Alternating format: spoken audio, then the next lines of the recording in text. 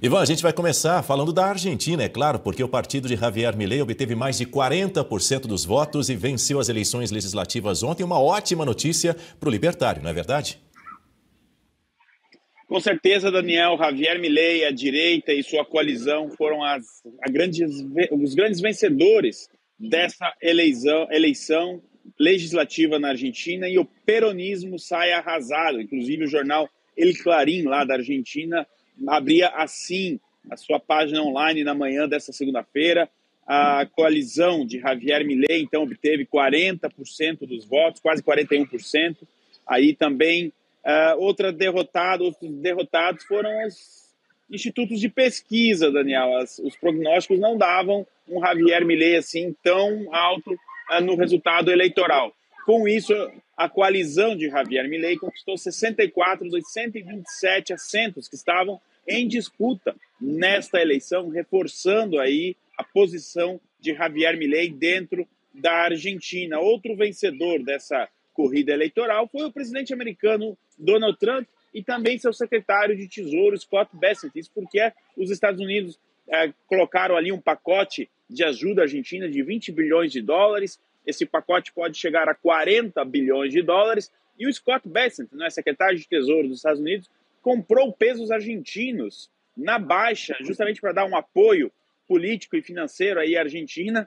E agora, depois do resultado dessa eleição, o peso argentino já subia 10% na noite deste domingo, deve subir um pouco mais hoje. De qualquer maneira, uma grande vitória aí também para os aliados de Javier Milei nos Estados Unidos. A mídia europeia repercute o triunfo de Javier Milei e que consolida sua posição também no cenário internacional. É muito difícil, Daniel, que um candidato, um partido, uma força política tenha uma vitória tão expressiva assim naquilo que pode ser considerado na Argentina o equivalente à eleição de midterm lá nos Estados Unidos, ou seja, de meio de mandato. A esquerda argentina cometeu um erro que pode lhe custar muito caro, Daniel, já está custando, aliás, transformar essa eleição em uma espécie de plebiscito em torno a Javier Milei.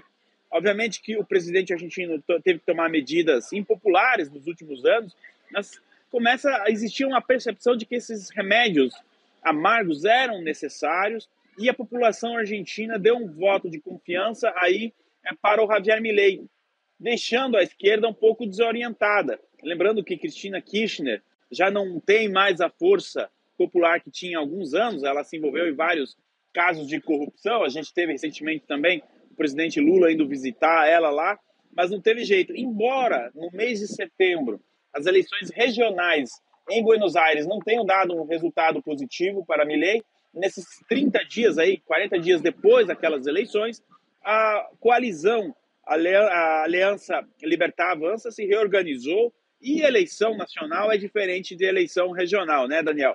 O partido do Javier Milei, essa coalizão foi muito bem no interior e os dados indicam que eles venceram em 16 das 24 províncias da Argentina. Se esse era um referendo, e aí o erro da esquerda era sobre Milei, Milei foi aprovado, passou no vestibular das eleições de middle term e agora ele caminha mais forte ainda para a segunda metade do seu mandato, viu, Daniel?